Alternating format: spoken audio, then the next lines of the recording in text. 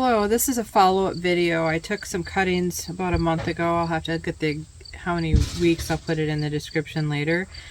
I'm out in the potting area today, just kind of checking on my cuttings. And rather than do these things in a sheltered area, I wanted to do them in open air just to see what we can do, because a lot of people don't have a lot of extra resources or don't want to spend extra money. So I used an old potting tray. I used just basic this is a seedling compound used for seed starter, and I wanted to see how this worked. You can see some of them clearly are dead, where they're brown and stuff, and that's probably because I let it dry out too much, and it's spoiled. So let's take a look and see how well rooted some of these things maybe are. So I'm going to just push on the bottom. I'm going to use one of these handy dandy little shovels. Isn't it cute? And I got it when I bought something online. It came as a gift. So here is the little,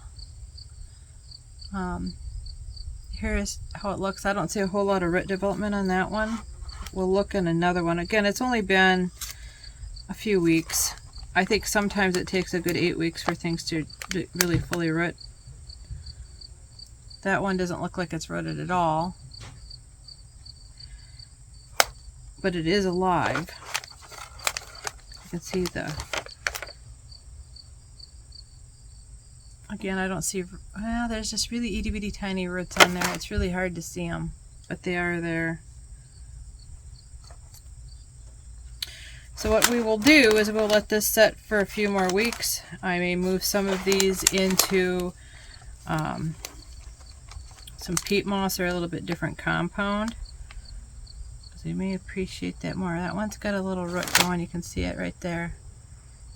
You can see the root that grew. So they are rooting. So this is a follow-up video to my lavender propagation. This is the flat that I had.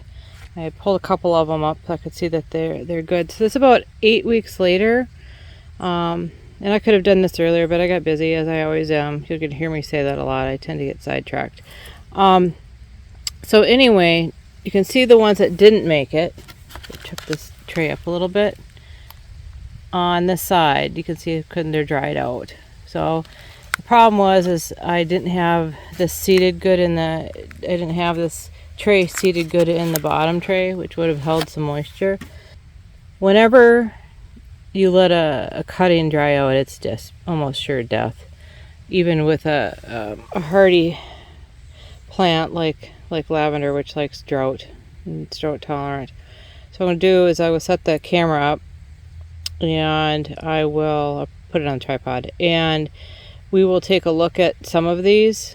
Some of them I'm not going to pull out because I know the roots are just very, very small.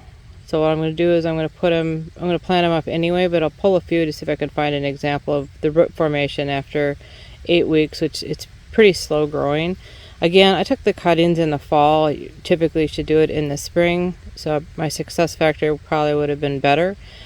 However, I'm just going to do the best I can. This is English Lavender. Okay, what I'm going to do is I'm going to lift some of these lavender cuttings from the seed tray. I'm probably going to dump them and see if they stay together. And then I'm going to pot them up in these 4-inch containers. I'm reusing containers. I always reuse as much as I can. And this bed that this is in, so basically I am in my vegetable garden, and I just removed this. Tomatoes were in this. This was 100% composted manure, and it is doing just fine. So I've just recycled the soil for this type of stuff anyway. I wouldn't do this for a house plant, but for vegetables it should be fine. So I'm going to take one of the trays here. Hopefully this one here, where you can see there's about, looks like we should have 5 good cuttings. This one here died, but the rest of them should be good. I'm going to loosen these up and then flop the container over just to see what we got.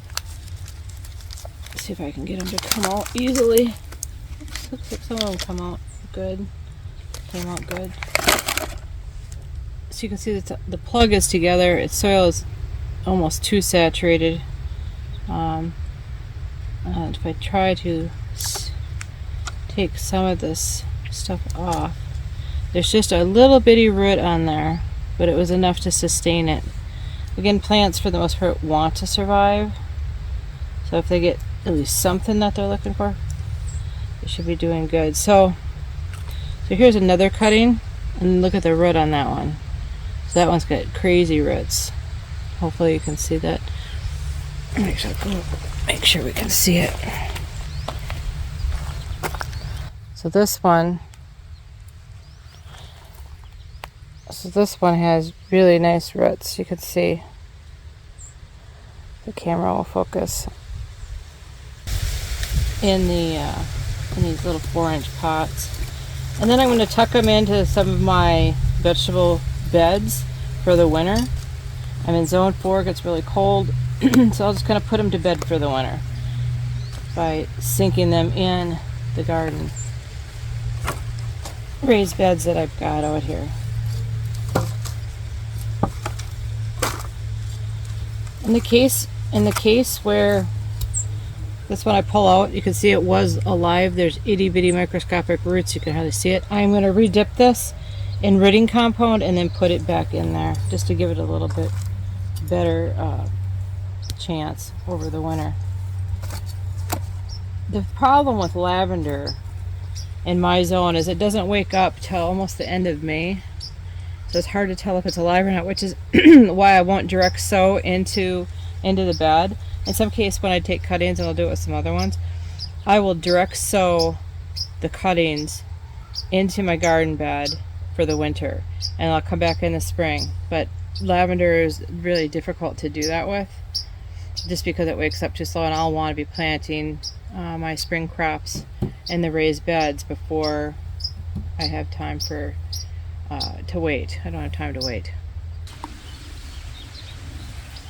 So I'm going to finish doing this, and I'll